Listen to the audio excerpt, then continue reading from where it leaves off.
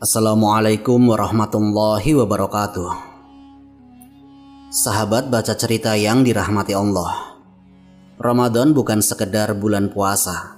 Ia adalah bulan ketika sejarah berubah, hati ditempa, dan para manusia terbaik menunjukkan kualitas iman mereka yang sebenarnya.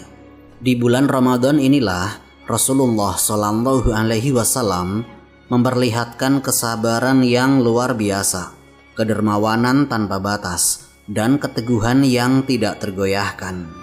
Di bulan inilah para sahabat membuktikan bahwa iman mereka bukan teori. Ia hidup dalam tindakan, pengorbanan, dan keberanian. Setiap Ramadan menyimpan kisah tentang lapar yang melahirkan empati, tentang malam yang dipenuhi air mata doa, tentang peperangan yang dimenangkan bukan karena jumlah tapi karena keyakinan. Ini bukan dongeng pengantar tidur. Ini adalah potongan sejarah nyata yang membentuk peradaban Islam. Jika ingin menanamkan cinta kepada Ramadan, jangan mulai dari aturannya, mulailah dari kisahnya. Karena dari kisah lahir keteladanan, dan dari keteladanan tumbuh iman yang kokoh. Simak kisah ini sampai akhir. Bismillah, mari kita mulai ceritanya.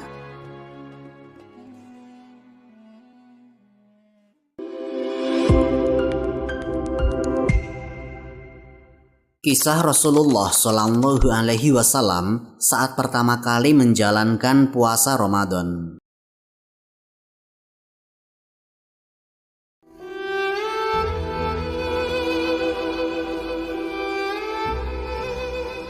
Puasa Ramadan bukan sekedar tradisi tahunan. Ia turun sebagai perintah langsung dari langit pada tahun kedua Hijriah, bertepatan dengan tahun 624 Masehi. Saat itu kaum muslimin di Madinah sedang membangun pondasi masyarakat baru. Di tengah proses pembentukan itu, turunlah wahyu yang tegas dan mengikat. Ya ayyuhalladzina amanu kutiba alaikumusiyam kama kutiba alal ladzina min qablikum la'allakum tatakun. Wahai orang-orang yang beriman, diwajibkan atas kamu berpuasa sebagaimana diwajibkan atas orang-orang sebelum kamu agar kamu bertakwa. Quran Surat Al-Baqarah ayat 183. Ayat ini bukan sekedar informasi, tetapi penetapan hukum. Sejak turunnya ayat 183 sampai 185 dari surat Al-Baqarah, puasa Ramadan berubah status dari amalan sukarela menjadi kewajiban syar'i. Namun perlu dicatat, puasa bukanlah hal asing bagi masyarakat Arab. Bahkan sebelum Islam, sebagian mereka telah mengenal praktik menahan diri dari makan dan minum pada waktu-waktu tertentu. Dalam syariat Islam sendiri, Rasulullah telah terbiasa berpuasa sebelum Ramadan diwajibkan. Beliau rutin berpuasa di bulan Sya'ban, bahkan memperbanyaknya sebagaimana disebutkan dalam hadis-hadis sahih. Maka ketika Ramadan pertama datang sebagai kewajiban, beliau tidak memulainya sebagai orang yang baru belajar menahan lapar. Beliau sudah terlatih. Ramadan pertama itu terjadi sekitar bulan Maret di musim semi. Suasana Madinah relatif sejuk.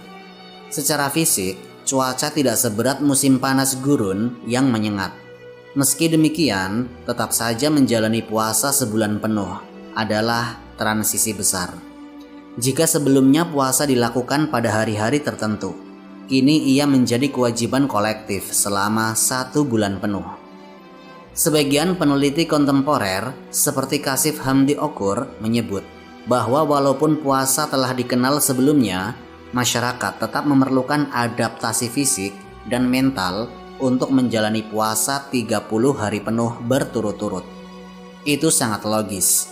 Tubuh perlu menyesuaikan ritme, pola makan berubah, aktivitas siang hari dijalani dalam kondisi lapar dan haus. Lalu, bagaimana dengan Rasulullah Shallallahu Alaihi Wasallam?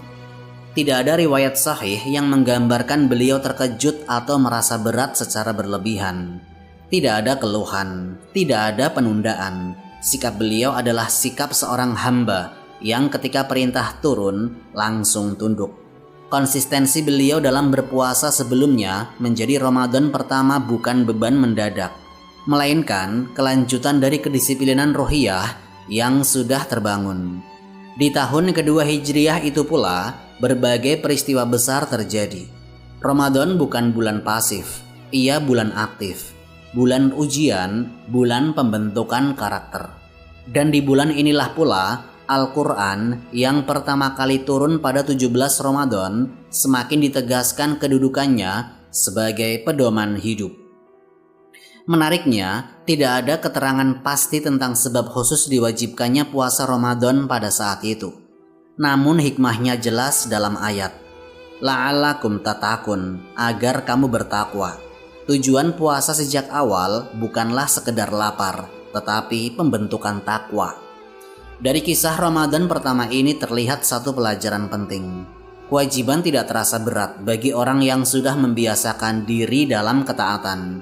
Rasulullah tidak memulai dari nol ketika puasa diwajibkan. Beliau sudah membangun pondasinya sejak sebelumnya.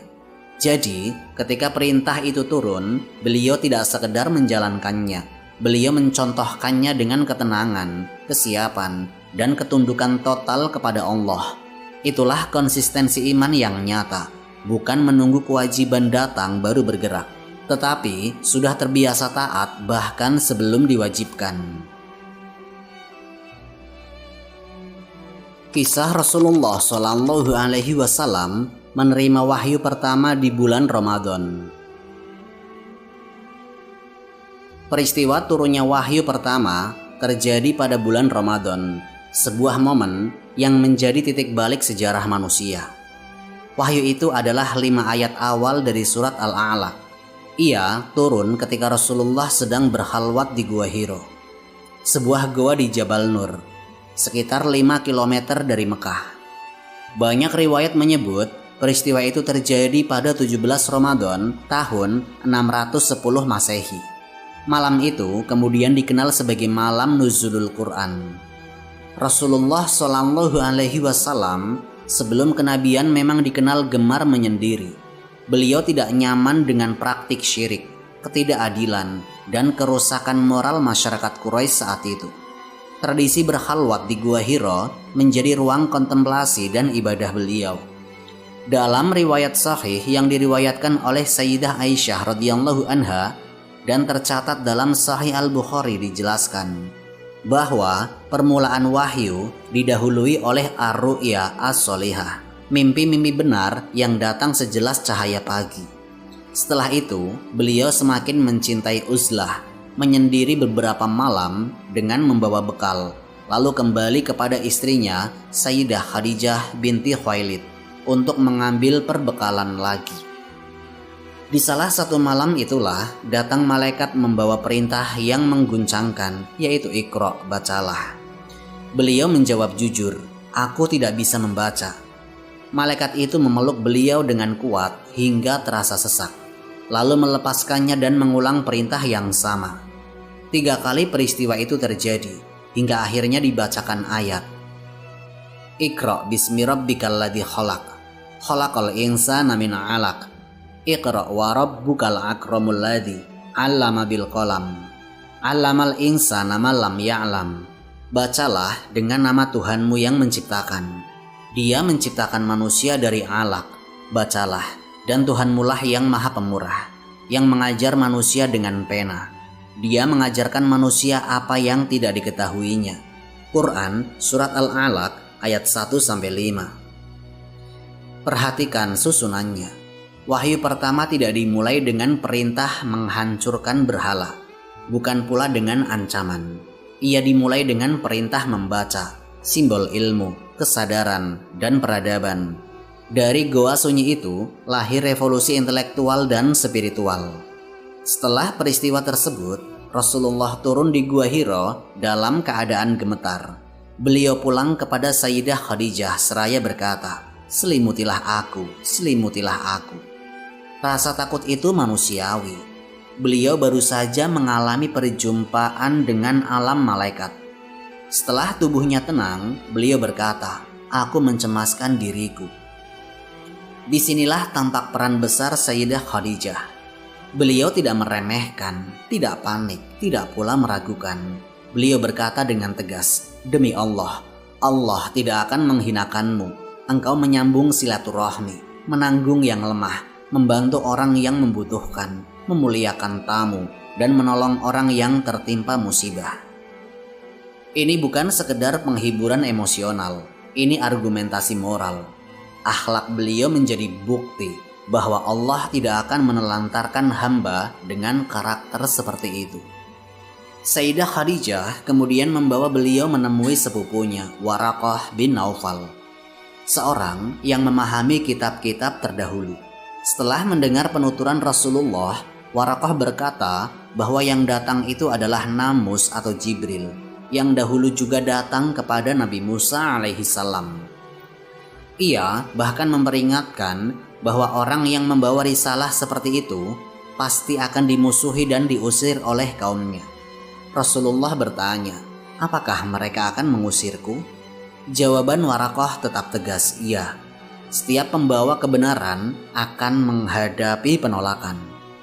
Tidak lama kemudian Waraqah wafat. Namun pengakuannya menjadi penegasan awal atas kebenaran pengalaman Rasulullah. Sejak saat itu, wahyu turun secara bertahap selama kurang lebih 23 tahun. Dari satu perintah Iqra, lahirlah peradaban yang mengubah arah sejarah. Dari peristiwa ini terlihat jelas karakter Rasulullah sebelum dan sesudah kenabian. Beliau peduli pada kerusakan moral masyarakatnya, gelisah melihat kesesatan, dan mencari petunjuk dengan ibadah serta doa. Wahyu bukan datang kepada sosok yang lalai, tetapi kepada pribadi yang sudah bersih akhlaknya dan jujur pencari kebenaran. Ramadan pun sejak awal terikat dengan Al-Quran. Bulan itu bukan sekedar bulan lapar dan dahaga, tetapi bulan turunnya cahaya ilmu. Dari gua Hiro yang sunyi, dimulai babak baru umat manusia. Dan semuanya berawal dari satu kata, bacalah. Kisah Rasulullah memenangkan Perang Badar, pertempuran besar di bulan Ramadan. Perang Badar adalah konfrontasi militer besar pertama dalam sejarah Islam. Ia terjadi pada 17 Ramadan tahun kedua Hijriah. Bukan sekedar bentrokan senjata, tetapi momen penentuan eksistensi umat Islam yang saat itu masih kecil, tertekan, dan secara militer jauh lebih lemah. Latar belakangnya jelas. Permusuhan Quraisy terhadap dakwah Islam tidak pernah berhenti sejak hijrah ke Madinah. Harta kaum muhajirin dirampas, tekanan ekonomi dan ancaman militer terus berlanjut. Ketika kafilah dagang Quraisy yang dipimpin oleh Abu Sufyan pulang dari Syam membawa harta besar milik penduduk Mekah, Rasulullah mengajak para sahabat untuk menghadangnya. Tujuannya bukan sekedar harta, tetapi tekanan strategis terhadap kekuatan ekonomi Quraisy yang selama ini membiayai permusuhan terhadap Islam. Sebagaimana dijelaskan dalam karya-karya sirah seperti Ar-Rahiq Al-Maktum, karya Safiur Rahman Al-Mubarakfuri, dan As-Sirah An-Nabawiyah, karya Abdul Hasan Ali Al-Hasani Al-Nadwi. Jumlah pasukan muslim sekitar 313 orang, dengan perlengkapan sangat terbatas. Hanya 2 kuda dan sekitar 70 unta yang dipakai bergantian. Sementara Quraisy datang dengan sekitar 1000 prajurit, 100 kuda, dan perlengkapan perang lengkap. Secara kalkulasi militer, ini bukan perbandingan seimbang. Ini hampir mustahil dimenangkan. Rasulullah Shallallahu Alaihi Wasallam tetap bergerak. Strategi beliau matang. Pasukan Muslim tiba lebih dahulu di kawasan Badar dan menguasai sumber-sumber air. Dalam perang gurun, logistik air adalah faktor vital. Langkah ini menunjukkan kepemimpinan beliau, bukan hanya spiritual, tetapi juga taktis. Pertempuran diawali duel 1 lawan 1 sesuai tradisi Arab saat itu. 3 tokoh Quraisy maju dan ditandingi oleh para sahabat utama. Setelah itu, pertempuran terbuka tidak terhindarkan. Salah satu yang pertama gugur dari pihak Quraisy adalah Al-Aswad bin Abdul Asad Al-Makhzumi, yang berusaha menghancurkan pasokan air Muslim. Ia dihadang oleh Sayyidina Hamzah bin Abdul Muthalib dan tewas dalam pertempuran sengit di sekitar mata air Badar. Namun, inti kekuatan kaum muslimin bukan hanya pada strategi. Rasulullah Shallallahu Alaihi Wasallam berdiri di sebuah tenda, mengangkat tangan tinggi-tinggi, berdoa dengan penuh kesungguhan, memohon pertolongan Allah. Dalam riwayat yang disebut oleh Ibnu Ishaq, beliau bersabda kepada Abu Bakar Asy-Syiddiq radhiyallahu anhu, "Bergembiralah wahai Abu Bakar, ini Jibril datang memimpin pasukan malaikat." Al-Quran sendiri mengabadikan peristiwa ini dalam Quran Surat Ali Imran ayat 123 sampai 126. Sungguh Allah telah menolong kamu dalam perang Badar, padahal kamu dalam keadaan lemah. Riwayat-riwayat menyebut adanya intervensi malaikat, sebagaimana disebut dalam riwayat Ibnu Sa'ad dari Ikrimah. Ditemukan musyrik yang tewas tanpa diketahui siapa yang menebasnya. Indikasi pertolongan yang bukan semata kekuatan manusia. Pertempuran itu berlangsung relatif singkat, sekitar 2 jam. Hasilnya sangat mengejutkan. Quraisy mengalami kekalahan telak. Tokoh-tokoh penting mereka gugur, dan pasukan yang tadinya percaya diri justru mundur dalam kekacauan. Dampaknya pun luar biasa. Secara politik, posisi Madinah menguat.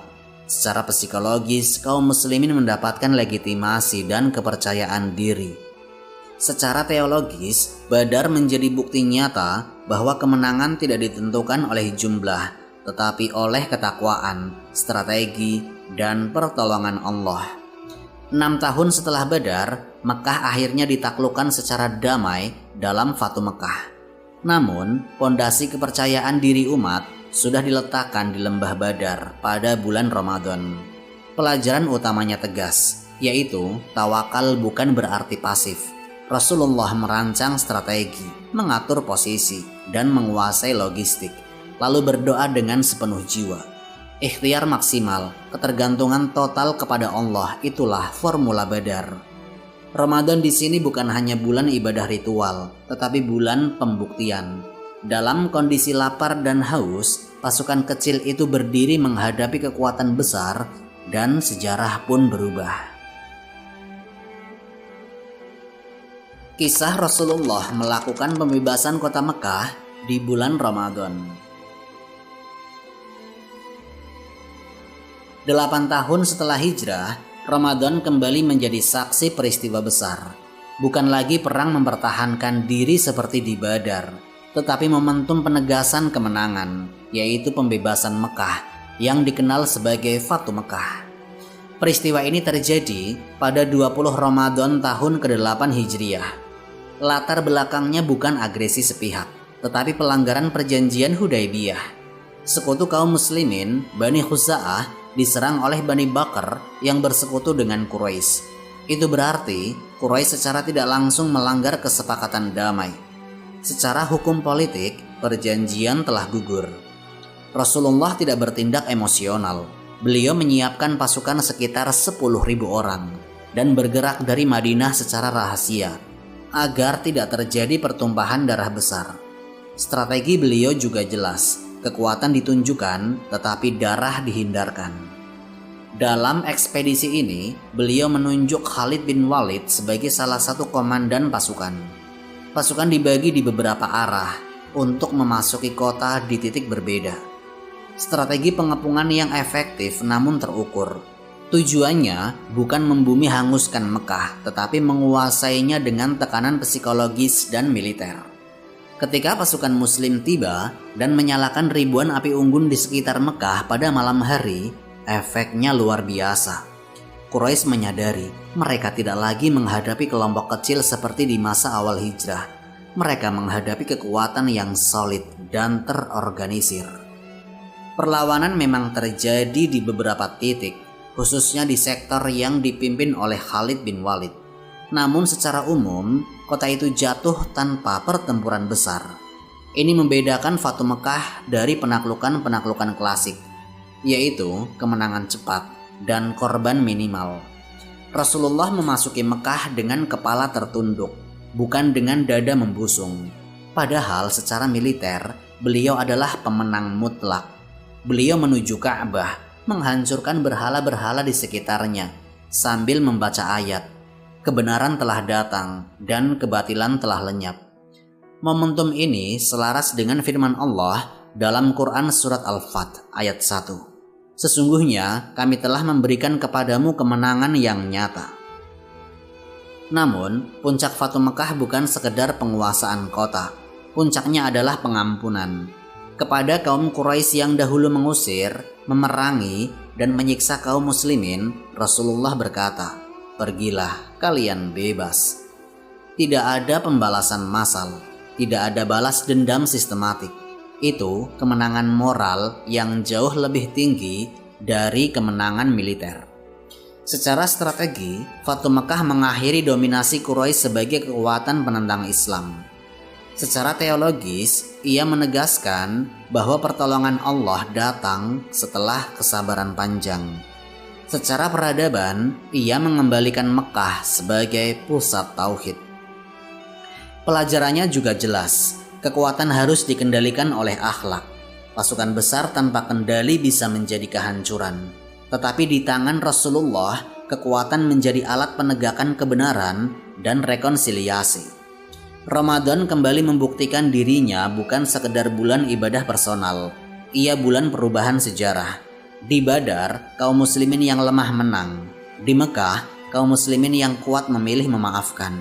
Dan disitulah letak keagungan kepemimpinan Nabi, menang tanpa sombong, berkuasa tanpa zalim, dan selalu menggantungkan akhir kepada pertolongan Allah. Kisah teladan tentang puasa dari Abu Talhah, sahabat Nabi, yang jasadnya utuh karena rajin puasa. Sosok yang dimaksud adalah Abu Talhah Al-Ansari, sahabat Ansar yang dikenal sangat pemberani, dermawan, dan kuat ibadahnya. Namanya sering muncul dalam riwayat-riwayat sahih, terutama melalui Anas bin Malik, anak tirinya sekaligus pelayan Rasulullah selama bertahun-tahun. Tentang puasanya, memang diriwayatkan bahwa setelah wafatnya Rasulullah, Abu Talhah memperbanyak puasa. Dalam beberapa atsar disebutkan, beliau jarang berbuka kecuali pada hari-hari yang diharamkan untuk berpuasa, seperti Idul Fitri dan Idul Adha. Beliau juga dikenal tidak meninggalkan qiyamul lail dan tetap ikut jihad meski usia telah lanjut. Ketika sudah renta, anak-anaknya pernah memintanya beristirahat.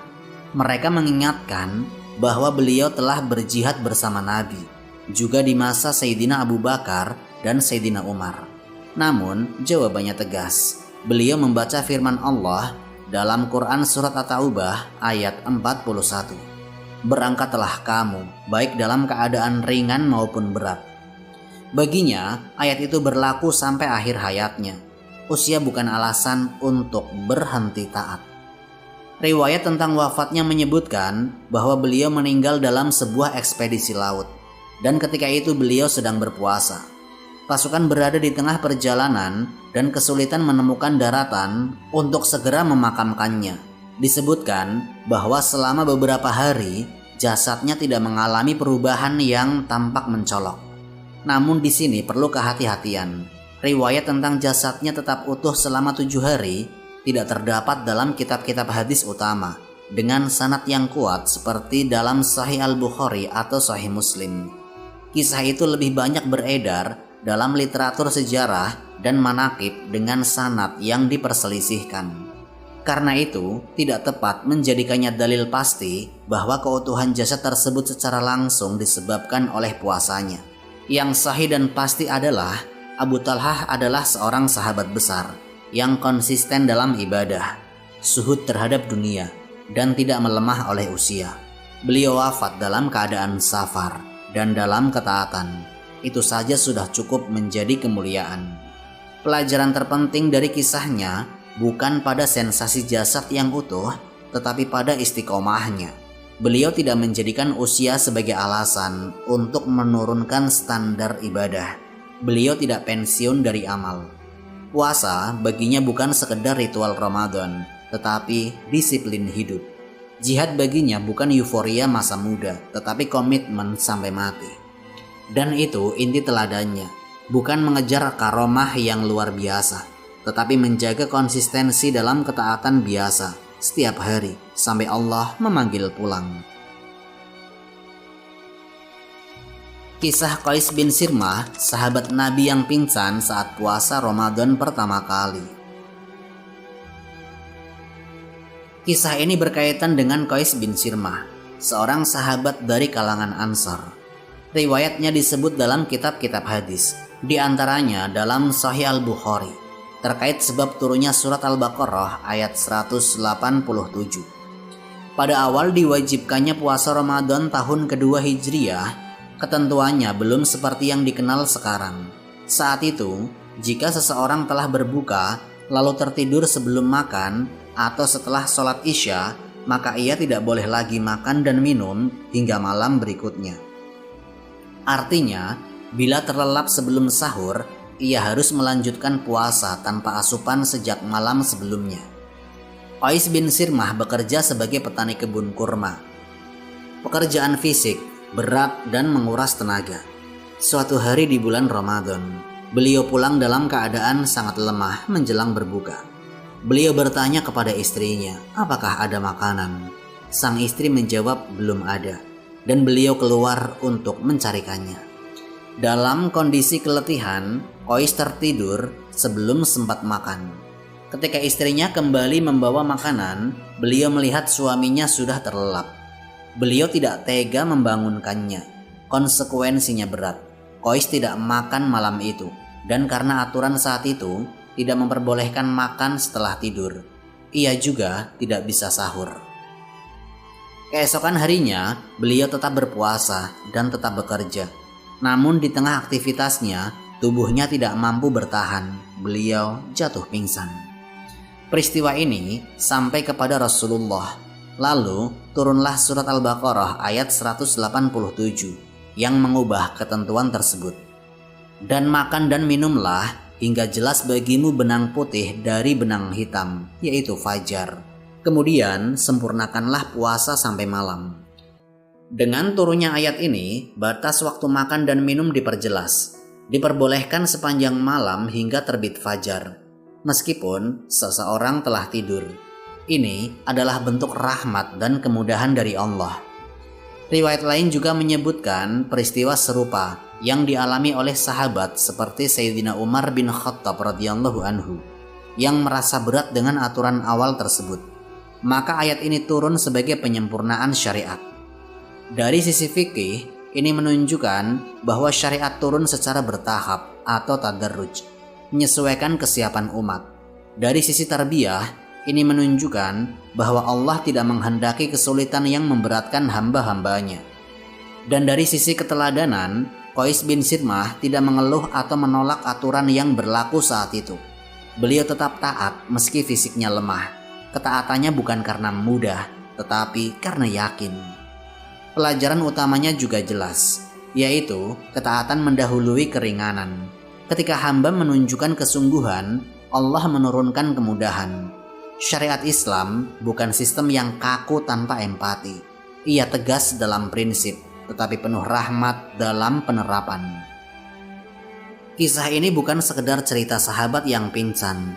Ia adalah bukti bahwa di balik setiap hukum Allah ada hikmah, dan di balik setiap kesulitan yang ditaati dengan sabar ada kelapangan yang Allah bukakan.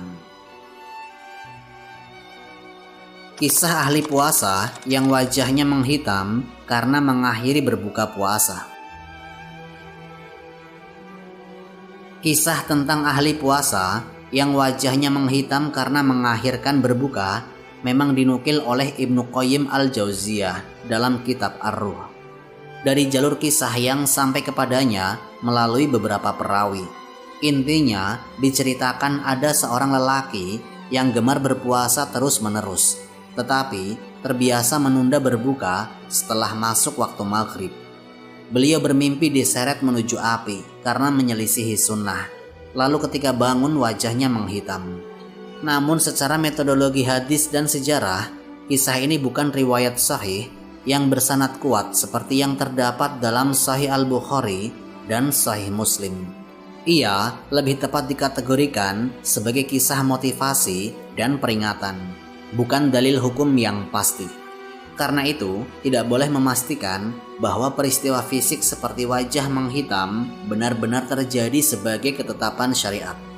Yang sahih dan tegas justru ini, Rasulullah menganjurkan untuk menyegerakan berbuka. Dalam hadis sahih disebutkan, manusia akan senantiasa berada dalam kebaikan selama mereka menyegerakan berbuka. Ini prinsip yang kokoh. Menunda berbuka tanpa alasan syar'i berarti menyelisihi sunnah. Puasa bukan lomba menyiksa diri. Ia ibadah yang terikat aturan, bukan hawa nafsu asketisme. Menariknya, dalam sejarah ada kelompok yang mengira semakin berat ibadah maka semakin utama. Padahal Nabi justru melarang hulu atau berlebihan. Beliau sendiri menyegerakan berbuka dan mengakhirkan sahur. Itu keseimbangan syariat. Kalau ada yang sengaja menunda berbuka dengan keyakinan itu lebih utama, maka secara fikih ia telah meninggalkan sunnah. Tetapi tidak ada dalil sahih bahwa konsekuensinya wajah akan menghitam secara fisik. Itu masuk wilayah kisah peringatan, bukan akidah. Pelajaran yang benar dari cerita tersebut bukan sensasi hukuman, melainkan ketaatan bukan pada banyaknya ibadah, tetapi pada konsekuensinya dengan sunnah. Puasa yang benar adalah yang mengikuti tuntunan Nabi. Begitu azan maghrib berkumandang dan waktu telah masuk, berbukalah. Bahkan dengan seteguk air atau sebutir kurma. Itu lebih dicintai Allah daripada menunda demi merasa lebih zuhud. Karena dalam Islam, disiplin mengikuti sunnah lebih utama daripada semangat yang tidak terarah. Kisah Imam Syafi'i khatam Al-Quran 60 kali bulan Ramadan. Membaca Al-Quran di bulan Ramadan bukan amalan tambahan, tetapi tradisi kenabian. Dalam hadis sahih riwayat Ibnu Abbas yang tercatat dalam Sahih Al-Bukhari, disebutkan bahwa Rasulullah setiap malam di bulan Ramadan didatangi malaikat Jibril untuk saling memurojaah Al-Quran. Intensitas tilawah beliau meningkat drastis di bulan ini. Tradisi itu kemudian diikuti oleh para ulama generasi setelah sahabat. Salah satu yang paling masyhur adalah Al-Syafi'i.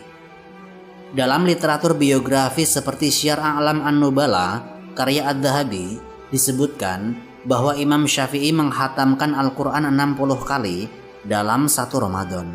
Riwayat ini dikenal di kalangan ulama dan dinukil oleh banyak penulis tarajim atau biografi ulama. Artinya, rata-rata beliau menyelesaikan 2 kali khatam setiap hari. Perlu dipahami konteksnya. Pertama, ini bukan bacaan tergesa-gesa tanpa pemahaman. Ulama generasi awal memiliki hafalan yang sangat kuat dan waktu yang sepenuhnya diorientasikan untuk ilmu dan ibadah. Kedua, aktivitas ilmiah Imam Syafi'i di bulan Ramadan memang dikurangi. Fokus beliau adalah tilawah dan ibadah. Namun, ada 2 hal penting agar kisah ini proporsional. Pertama, Imam Syafi'i bukan sahabat Nabi.